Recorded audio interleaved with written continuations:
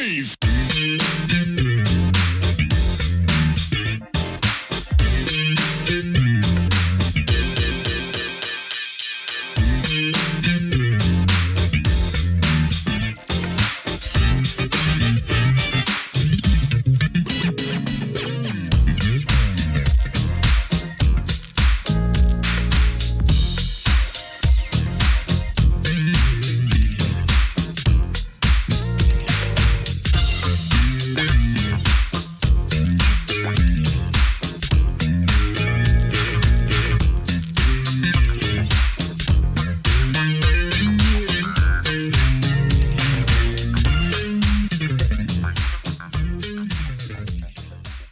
Welcome to another edition of Truth and Rhythm. This is the interview show that gets deep in the pocket with contemporary music's foremost masters of the groove.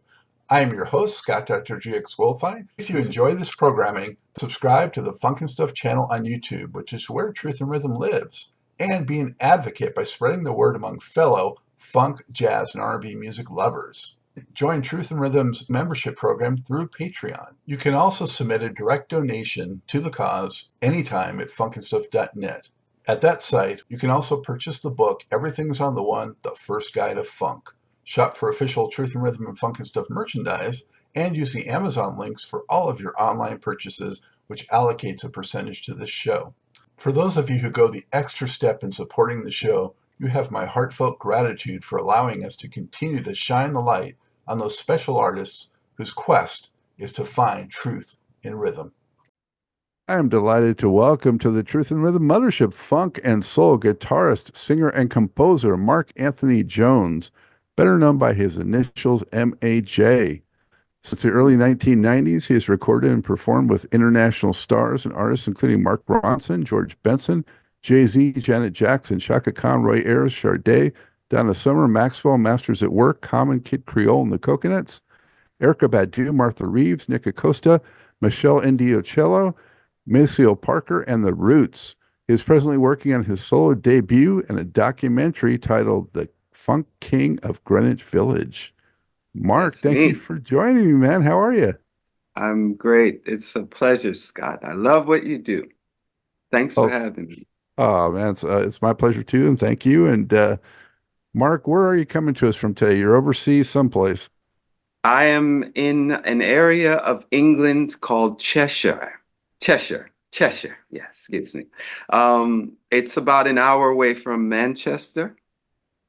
And I live on a farm in the middle of nowhere with just my music and nothing else. It's the nearest store is 4 miles away, and I don't drive. So I'm out there. Yes. That sounds pretty good to me, Where are you based? Well, I'm originally from Los Angeles, so I came from the hustle bustle craziness of all that. And then in '06, I moved across the country to North Carolina to try to get a little bit of what you're talking about, not to that extent, but a lot more trees and a little more open spaces and things like that. So totally understand. Well, now you're in New York, correct?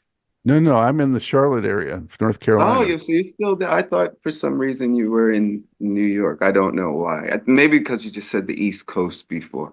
So I always associate that with New York, sort of. But oh, that's great. Well, yes, I live in the rustic capital of the world. I have cows, and I wake up to the sound of mooing and chickens, and it's wonderful. By the way, I'd love to say a hello to my landlord and his wife, Karen and Brian, because that's really kind of my only connection to anything around this area. And they're so wonderful to me. They're so supportive. Yes. Okay. Very good. Well, so, you're obviously a transplant overseas, but you spent, plenty of time in New York City. Yes. You kind of, grew up there and, I think you got your start pretty young doing some talent shows and things like that. Yeah.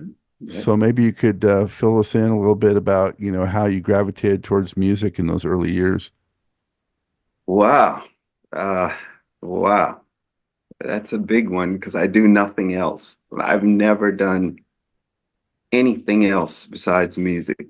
Like it's all there was a period where my father was a baseball player and he actually had done some things with the Yankees and been shuttled around to a few different teams, and he hurt himself very young, so his career didn't go anywhere. But he sort of, I feel, kind of was living vicariously through me a bit. So, you know, I constantly was getting baseball mitts for Christmas and birthdays, and we would go to Yankees games, and he would know a lot of the players. So I was very much like, this is what I'm gonna do, and that was pretty much the only thing for a period of time, probably from the age of like 9 to 12, that I was seriously into baseball. I used to have scouts coming from universities to come see me play because my father put in the word that like his son is going to be the next Reggie Jackson or something. So yes, but musically, the first thing I guess that blew my mind, if you will, was my mom took me to see the Jackson 5 when I was 4 years old. And she was only 22 at the time. She had me when she was young. And so I remember going to Radio City Music Hall in New York with my mom and her girlfriend. I believe it was Phyllis was her name. And they were screaming, like my mother is going hysterical. And everyone else was going hysterical. And I'm seeing this guy spinning around and singing and dancing, and everyone is just like, Michael, Michael. So that really was the first thing that made me realize that this is even something you could do, and looked like the best job in the world. So from the time I was 4, I just wanted to be Michael Jackson. And I remember being like in kindergarten and organizing all of these kids together to be Jackie and Tito and Marlon, and I was Michael in school, at home. It's just what I did. So I would have to say it was the Jacksons that opened up that whole thing for me. Hmm? Do you Hope that remember? answered your question sufficiently. Yeah. So do you remember what tour that was or how old Michael was at that Yes, time or? yes. That would have been when they were doing, it wasn't a tour, I think. I think they were doing various dates with other acts. For some reason, I think Blue Magic, it just rings a bell because my mom was really into them. And Harold Melvin and the Blue Notes. That's what I believe it was. And I think they were doing their residency at the time in Vegas. So it was probably around 74, 5-ish. So yes, that was yeah, if you know anything about the Jacksons, it's a time where they sort of had perms for a brief little moment. There was sort of not afroed, but curly, and they had like orange and pink suits, and it was very Las Vegas-y. Yes. Yeah, I was thinking, I don't think that was a tour. I think they probably were between Motown and CBS at that time, probably. yeah. So Michael was like a teen at that point. 15, Yeah, 16, somewhere yeah, around there. Yeah. yeah, Mind blowing. A dancing machine, all of that. yeah. That was Oh yeah, that time. yeah, Jesus. Oh, excuse me. Yeah. yeah. That's when his the spotlight of him as a dancer really took off. Was right around then. Yes. Yeah, I'm so glad that you know that, because before that he was just a cute little James Brown kid. But at that point it started to be like, whoa, this guy must have been watching Soul Train or something, because he got all the latest moves, you know? absolutely. Yeah, Blew my mind completely. All I remember from my childhood is just living for Michael Jackson. To see him on a magazine cover, it would make my month, my week, whatever. I love that guy tremendously. Still do. Absolutely, yeah. So, how did your own abilities, though, progress as a singer and instrumentalist and those things? Oh, wow. Well, um, obviously, as a young 4 or 5-year-old child, I don't have any real uh, training or anything like that. So for me, it was just trying to catch the Jackson Five wherever they were on, whether it was the Carol Burnett show or these magazines, which I lived for, Right On, or any of those types of things. And eventually, what happened is I went to see the Jacksons a second time. And that was really like it for me. Like, okay, this is definitely what I'm going to do. That would have been the 81 tour, which I believe, I don't know, maybe the Triumph tour it was. Wow. Saw that at Madison Square Garden in New York. And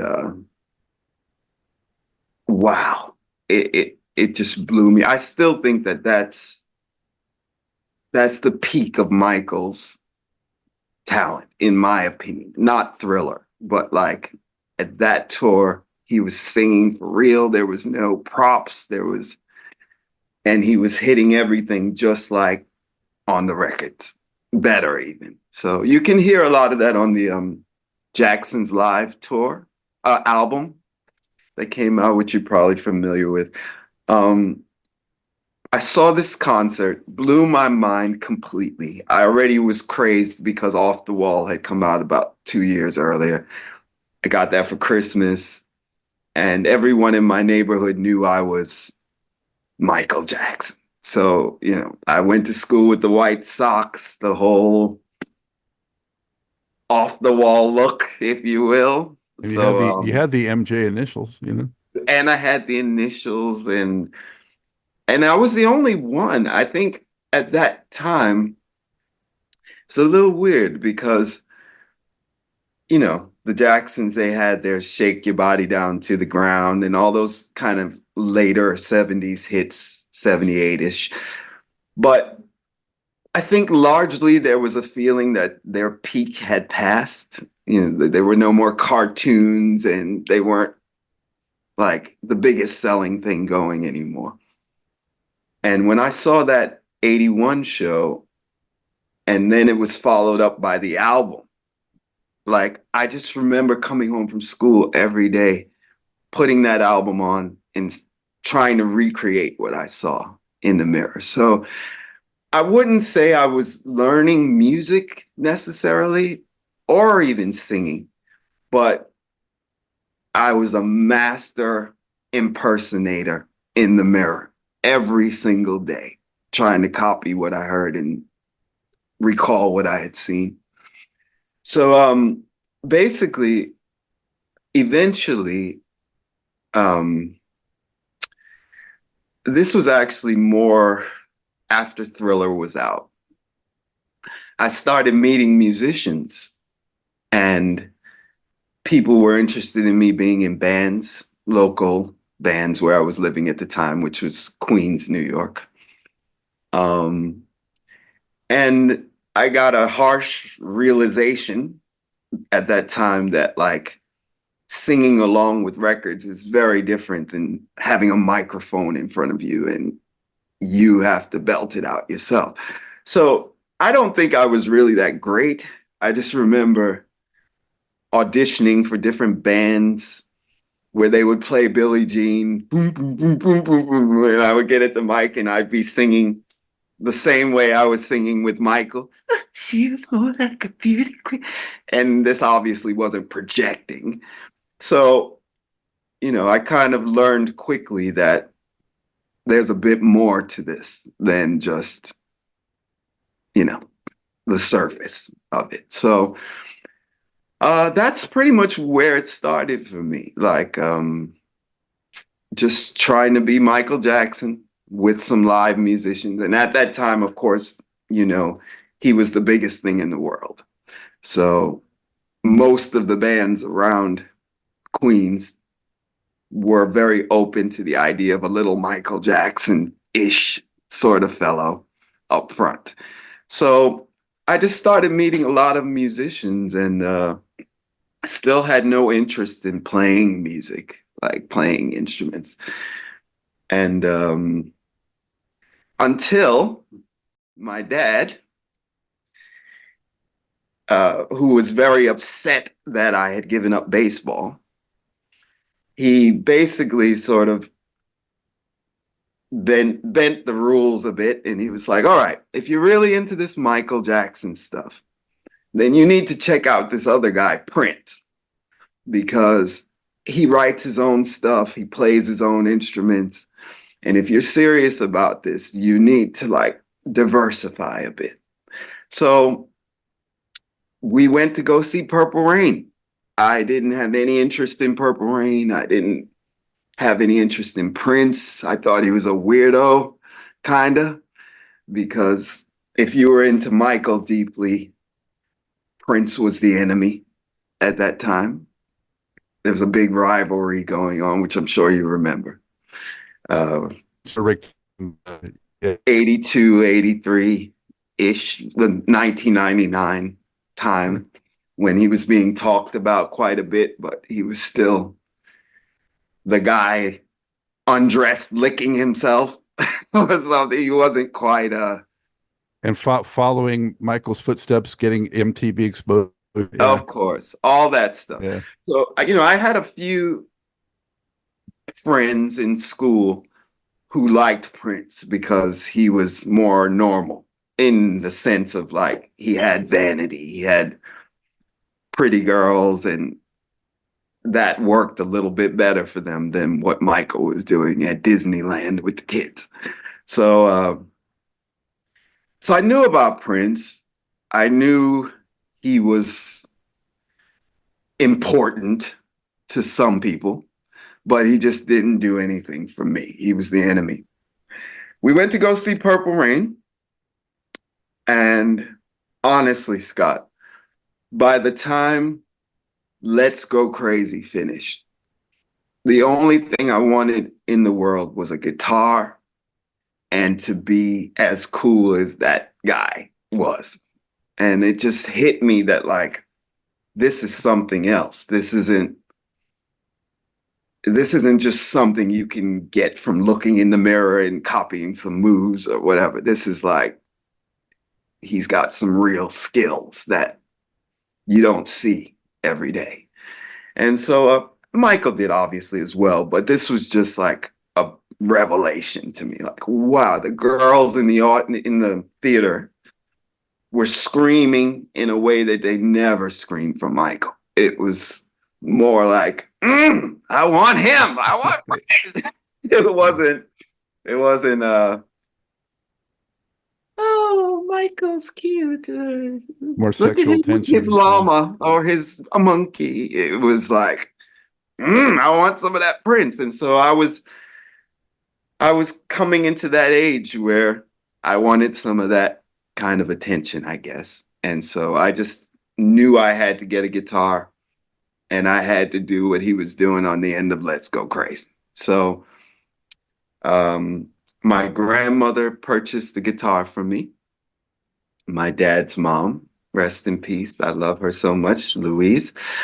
And I just spent every day with no lessons or anything, just standing in the mirror, dearly beloved, we're gathered here, and pretending I was playing all this Prince stuff until I started getting with other musicians again to possibly be a singer in their band or whatever. But now it was guitar as well.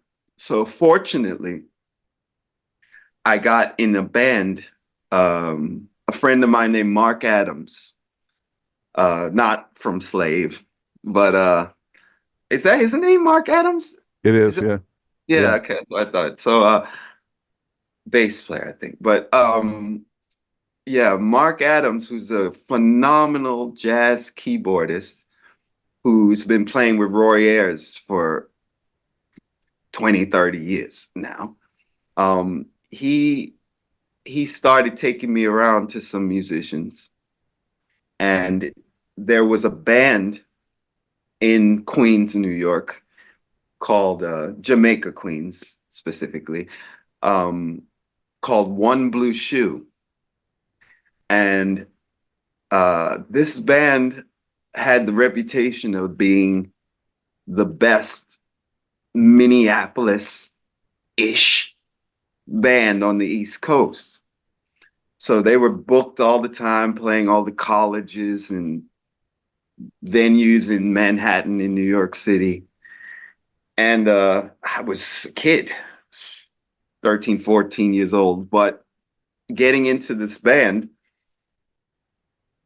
I had older people who played instruments who would show me things. So we'd be playing a song, and the guy's like, "Oh, put your fingers here, do this, do that."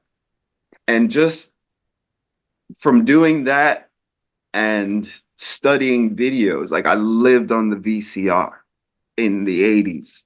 Even though my mom didn't allow me to use her VCR, I did nothing else. I would just come home and watch things and ask people to tape things for me and study. And that's how I learned music, honestly. Like, I remember the Prince, the Purple Rain tour video, which I'm sure you're familiar with, that came out. I think it's from Syracuse. Hmm. Like, I lived and breathed this video. Everything that I heard that sounded good, I would just rewind, rewind, rewind for months and years, and just I got all the licks like that, basically. And from that, that just kind of is how I still am that way. I sometimes I actually feel, Scott, that I'm more a fan than a musician, because I'm not really the person you want to put in a group of musicians to talk small talk with musicians. That's not my scene at all. Um, the music to me is it's a very personal thing. Like, I love certain people, and I've just always wanted to study these people and learn exactly what it is that I love about them so much. So whether that was Michael or Prince or Stevie Wonder at a certain point, like, I lived and breathed music on my mind, talking book, inner visions, fulfilling this first finale, like those albums. There was years of my life where I didn't listen to anything else. Like, my whole world was Stevie and his chords and his melodies and his whatever. So eventually, of course, from that, you'll pick up a lot of cool chords and stuff. I'm talking really going deep with this, like being on eBay, buying all the 70s songbooks and memorabilia, and just trying to pretend I was there during that era. And literally, like, I'm getting a Fender Rhodes. I'm doing it. So I think a lot of my success comes from that people see me and they get a sense that I maybe remind them of one of the greats, sort of. And to me, that's just from literally studying it. Like, when I met Amir from The Roots, like, we just hit it off immediately because he's totally a collector too. And everything he had or was trying to acquire, I already had it, because I had like that James Brown and Michael Jackson with Jay and Prince video that's so known now. I had that in the 80s on VHS. And that was from trading people. I gave like 6 months of guitar lessons to a guy who knew a guy out in California who had that tape. So I got like the worst 500 generation copy of this thing, but that was like an essential thing for me. How I've got to see Michael Jackson, Prince, and James Brown together. Like, so I think I'm still that way, you know. I'm a big fan of music and yeah, and it never stopped. I'm still exactly the same way. Hmm? I've sort of That's run out of people to follow now, though, unfortunately, kind of. yeah, I can understand that. So great to hear all that though, because I mean, you touched on three that are so important to me also, especially Mhm. Prince and Stevie in particular, because I just love the guys that can really play the instruments too. I Um, know, I yeah. know. Um, That's why I wanted to be on your show because I said, wow, this guy is like me in many ways. Like what you do, I could see myself doing it in a sense. You know, it's not just playing music or writing songs to me. I really love everything about the way things used to be. Unfortunately, they're not anymore. But, I'm a funk diehard person. did you ever get to meet any of those guys? Yeah. I never met James Brown, but I did meet Stevie twice. First time I was in a Sam Ash music store in Manhattan, New York, 48th Street. And I was just, I think I had a record deal at that time. So I was looking for some high-end equipment, speakers and various things. So they had a certain room in the back where they would keep all this stuff so you could listen properly and things. So I was back there totally unaware that they cleared out the shop, the main part of the shop. So I come out and Stevie Wonder is coming through the door. Like they closed up early so he could try out keyboards. So I got to sit there and watch Stevie with his daughter having like a whole little performance. And so I got to say a word or two to him. I love you. I listen to you all the time. And I think I told him a few of the things I was doing so he would know I'm an actual artist as well. And that was a pleasant experience. The second time, I was doing a show with Kid Creole. And this is actually one of my craziest memories. Um, my mom came to that show. It was in Atlantic City. And it was at Donald Trump's hotel. Forgot what it was called. Maybe Trump Tower or something. I don't remember. And so Stevie was performing there, and his show was before ours. His show ended before ours. So he came to see Kid Creole and the Coconuts, but he brings Eddie Murphy with him. And Donald Trump sat with Eddie Murphy and Stevie at the table watching us.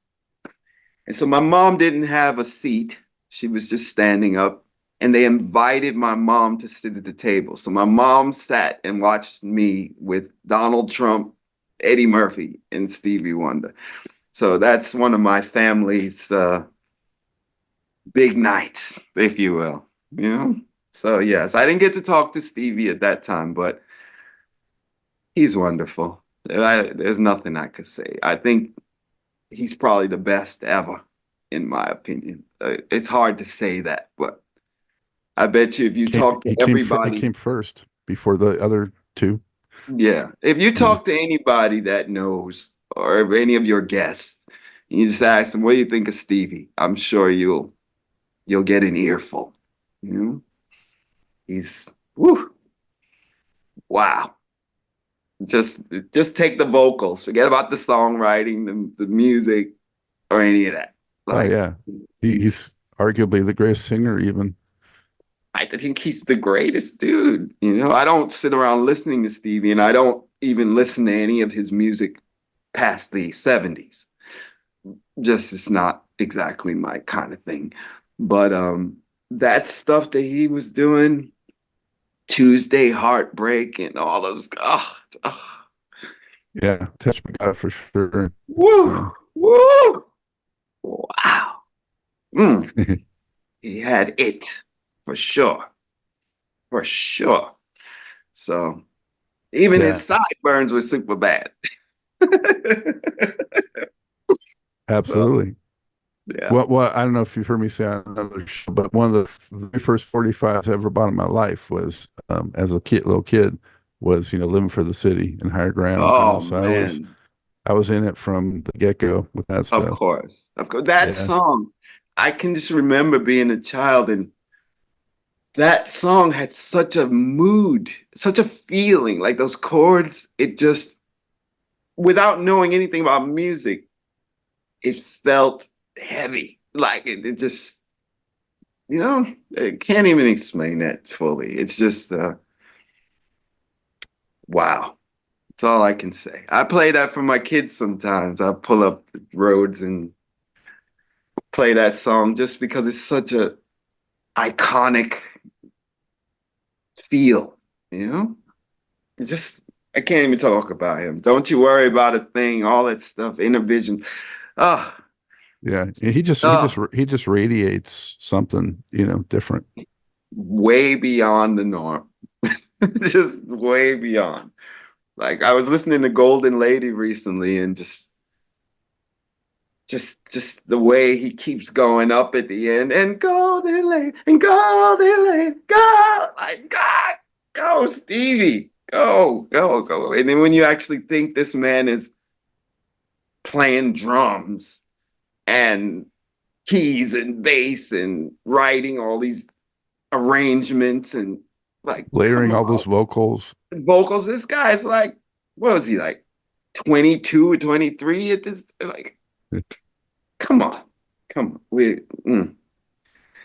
We're in a different time, basically. Yeah. Mhm. Yeah.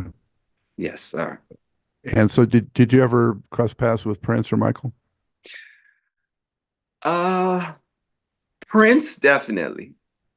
Michael, no. The closest was I won a competition because I didn't touch upon that, but I wasn't just in the mirror practicing. I was winning competitions all over New York. I was every like boys club of America that had a talent show. I was there winning every time. All the school talent shows. Even went on television a couple of times because, as you know, like 83-ish was Michael Mania. And so there was lots of opportunities to do my Michael Jackson dance. I had every little hip hop kid in Jamaica, Queens, like, yo, do the Michael Jackson, man, do the Michael Jackson. So I won a competition on I believe it was New York One. It's a TV station we have. And they said basically if you come down to the World Trade Center, uh, which is now gone, or you know about that, 9/11. They said if you come down there and you're the best Michael Jackson dancer look-alike guy, you win 2 tickets to go see and meet Michael tonight at Giant Stadium. And so it was the Bad Tour.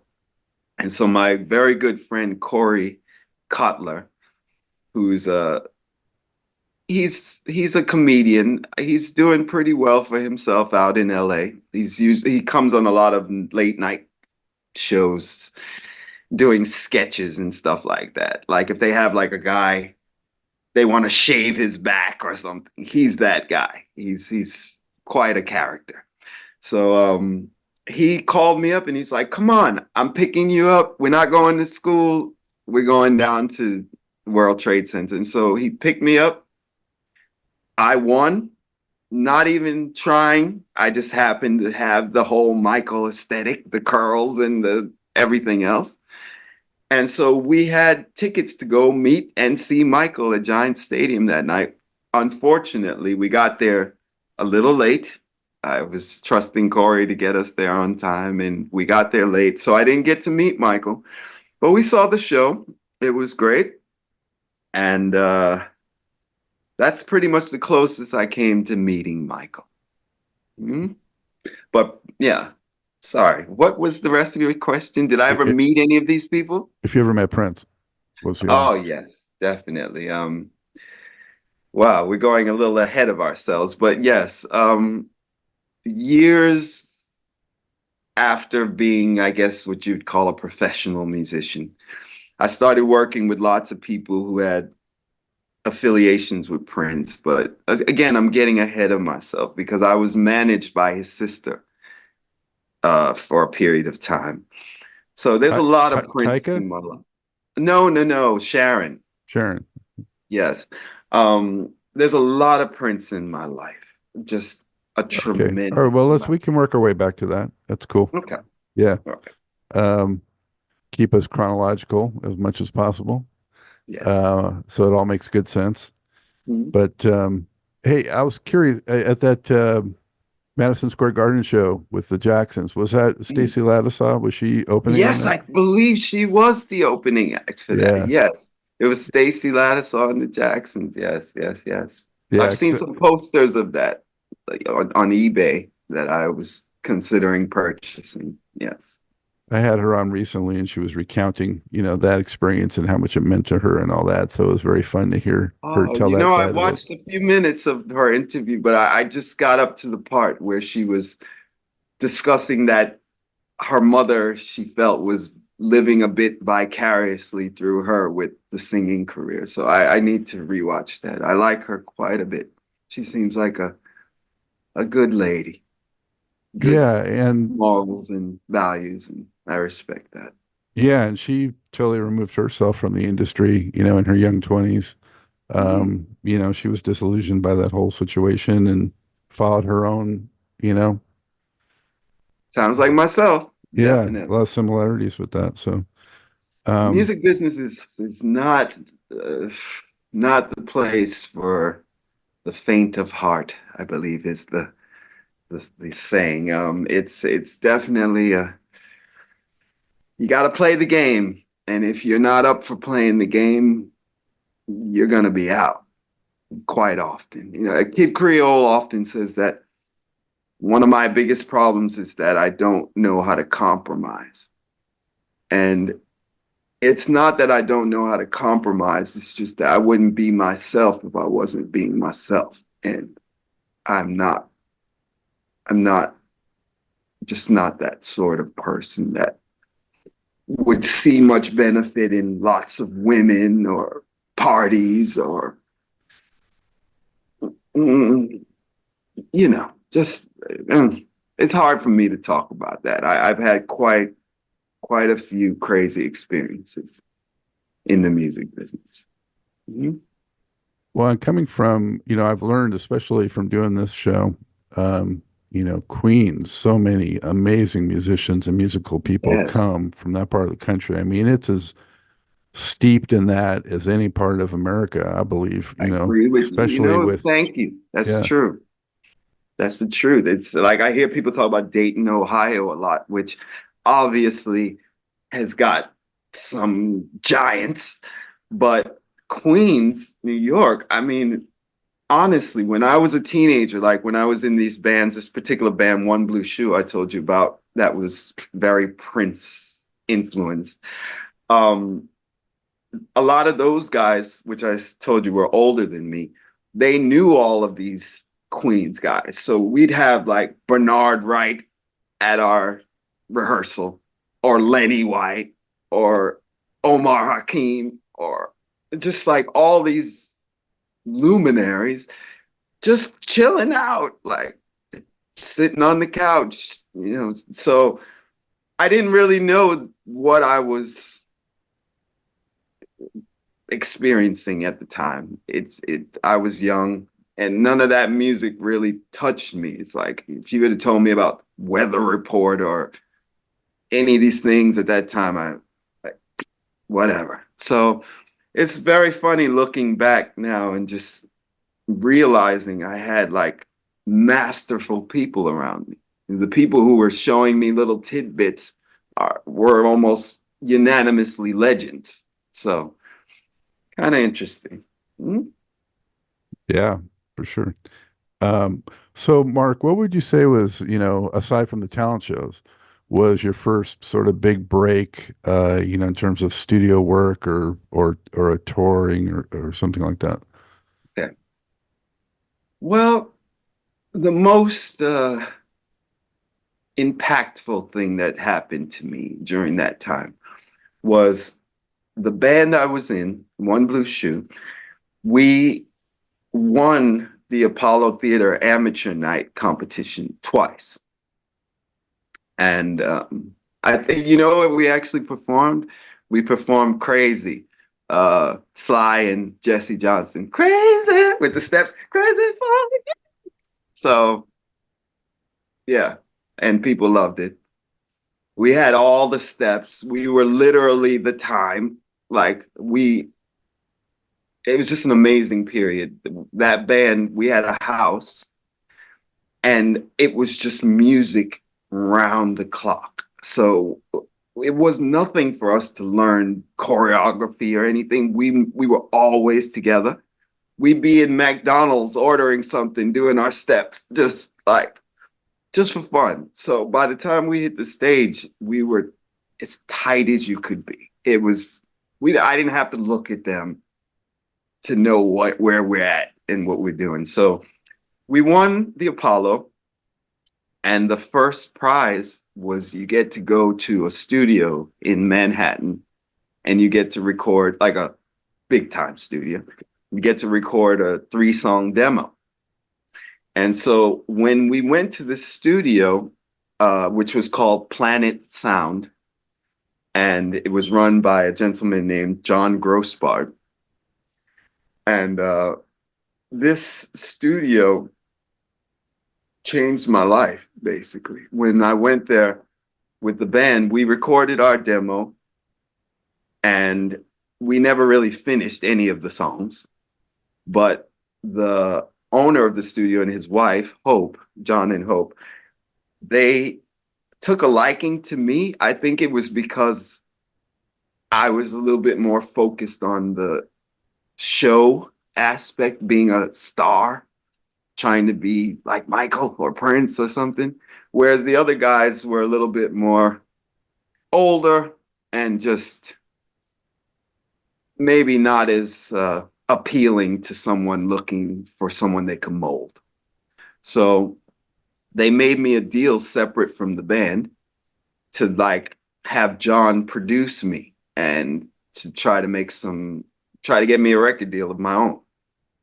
So I spent probably about 2 years or so. I was about maybe 16, 17 at the time, just being produced by John. So he would have real strings come in. He was trying to turn me into a Sam Cooke sort of person. That was his world, soul. And so he had all these great thoughts about ideas about making a movie, and I would play Sam Cooke and he would produce this thing. And so eventually I became roommates. My first and ever roommate was the engineer that worked at the studio, Neil. We were around the same age. He was a little older than me, but he was like an intern kind of person. So we both got an apartment near the studio in Greenwich Village. It's my first place in Greenwich Village.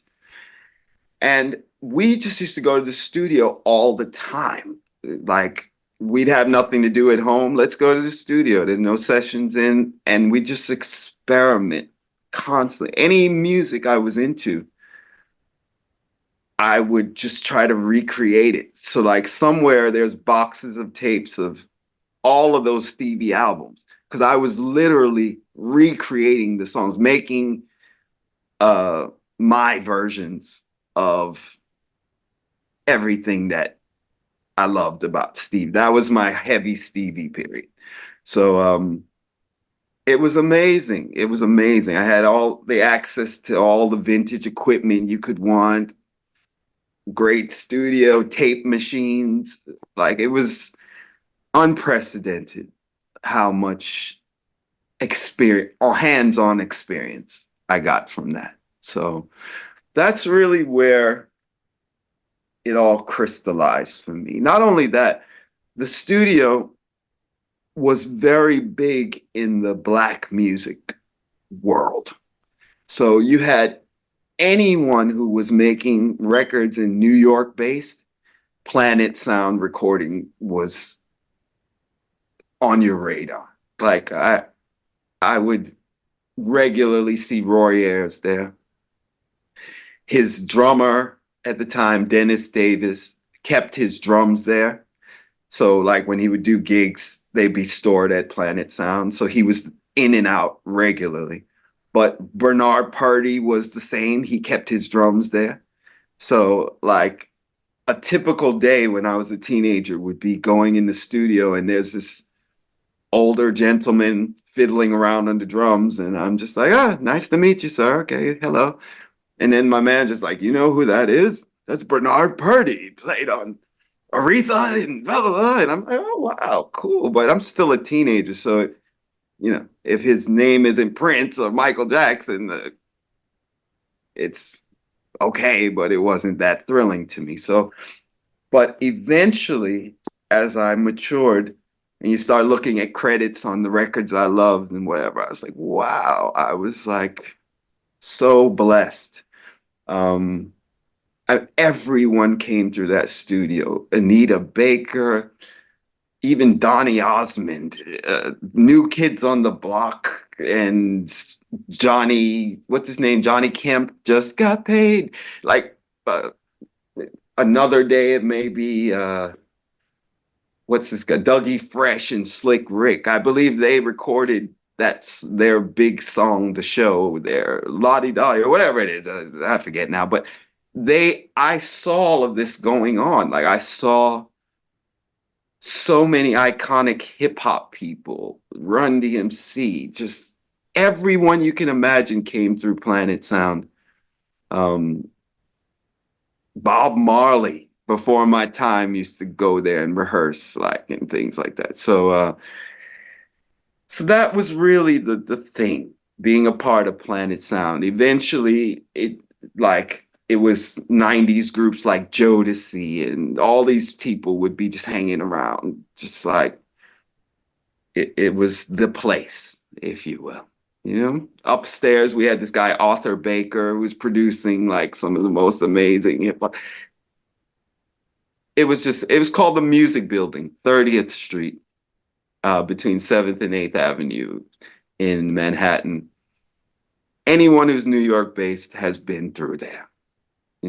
It's where you rehearse. That whole building was just music stuff, and Planet Sound was on the ground floor. So hope that answered your question a little bit. Did you know who Sam Cooke was?